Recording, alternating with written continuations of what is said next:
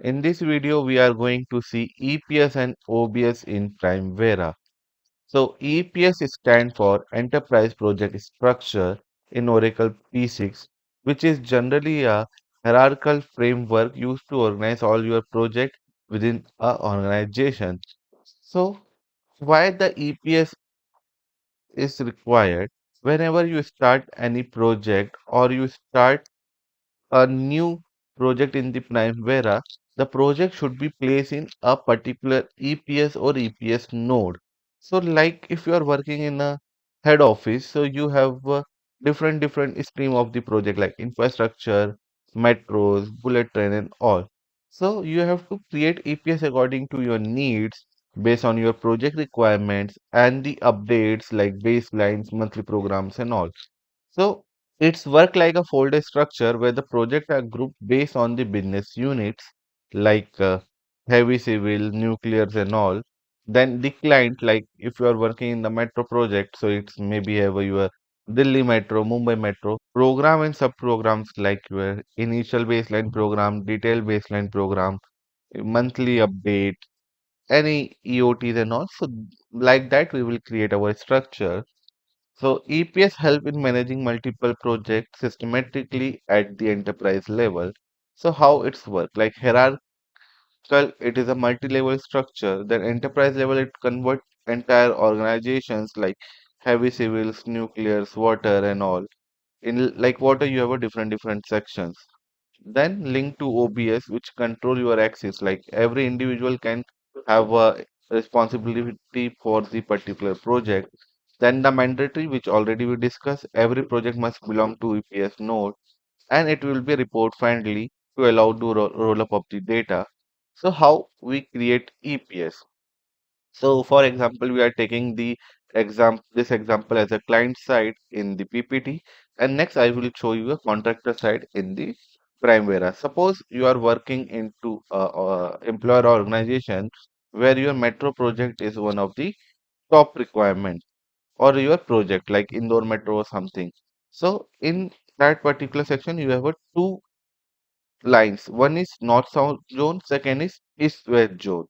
In north south zone, you have a viaduct and underground, and east zone you only have a viaduct. So again, viaduct will be divided into package 1, package 2, and package 3. Underground divided into underground package 1 and package 2. Same with a viaduct, you can have a package 1, 2, 3, and 4. So now we will see the example of a contractor EPS in Primavera. So I will open the Primavera. So for creating any EPS, you can go to Enterprise, click on Enterprise Project Structure. So this is your EPS window. Now if you add, so first we are going to create on the organization level. So we can have a XYZ construction company. Okay, XYZ. Next, we have the heavy civil. After heavy civil, if we add metro project, here you can rename this as MP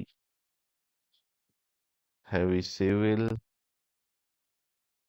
Add here you can put as a high speed HS. Add this can be your highway. So you can write as a HP. So this is my hierarchy. In metros, we can add like IWP.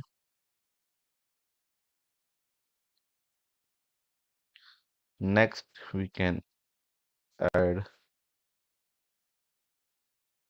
detailed baseline program submission,